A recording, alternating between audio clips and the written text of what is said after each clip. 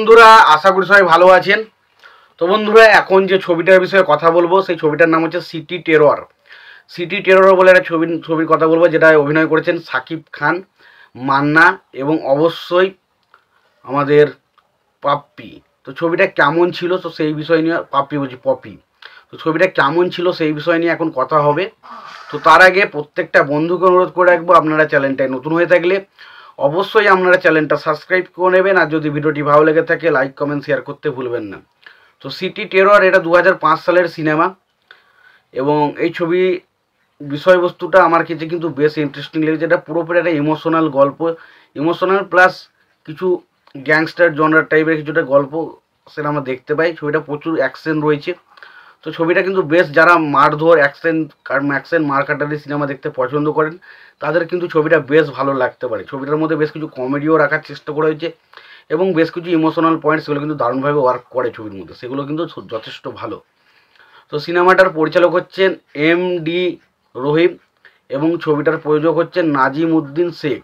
ছবিটার কাহিনী লিখেছেন আবদুল্লাহ জহির বাবু। ছবিটার সম্পাদক হচ্ছেন তহিদ হোসেন চৌধুরী। ছবিটায় অভিনয় করেছেন মান্না, সাকিব খান এবং পপি।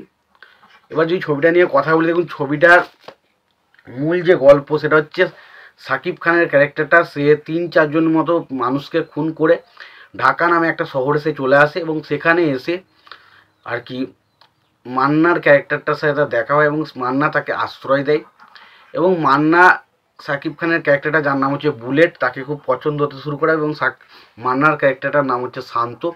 তো তাকে তার খুব পছন্দ হয়, এবং তাকে সে তার ভাই বলে, এবং তারা দুজন মিলে সে ঢাকা শহরের মধ্যে একটা সন্ত্রাসবাদী বা আন্দোলন চালাতে থাকে। ফলে তাদের দুজনকে ঠেকানোর মতো লোক কিন্তু ঢাকাতে আর থাকে না। ফলে তারা বিরাট একটা সর্বসর্বা হয়ে ওঠে, তারা বিরাট একটা রাজত্ব করতে থাকে।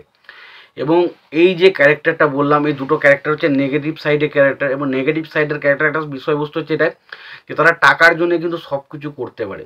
তো এখানে আমরা দেখতে পাই যে সাকিব খানের বুলেট ক্যারেক্টারটা, সে টাকার জন্য মান্নার মতো একজন ভালো, যে তাকে আশ্রয় দিয়ে এত বড় করলো করলো, তো তাকে সে মেরে দেয়। তো ওই জায়গাটা বেশ ইমোশনাল, ওই জায়গাটা বেশ কষ্টদায়ক লেগেছে, এবং মান্নার ক্যারেক্টারটাকে কিন্তু সাকিব খানের ক্যারেক্টারটাকে নিয়ে মেরে দেয়, এবং পরবর্তী সময় সাকিব খানের ক্যারেক্টারটা কীভাবে ফেঁসে যায় চারিদিকে, সেই সমস্ত কিছু জানতে গেলে আপনাকে সিনেমাটা দেখতে হবে। এবার দেখুন এই সিনেমাটার সিটি টেরর, এই সিনেমাটার কেন বললাম ভালো, কারণ সিনেমাটার মধ্যে অ্যাকশন ভরপুর রয়েছে। যারা অ্যাকশন ছবি দেখতে ভালোবাসেন সেই ছবি তারা অ্যাকশন কিন্তু মজা পেয়ে যাবেন।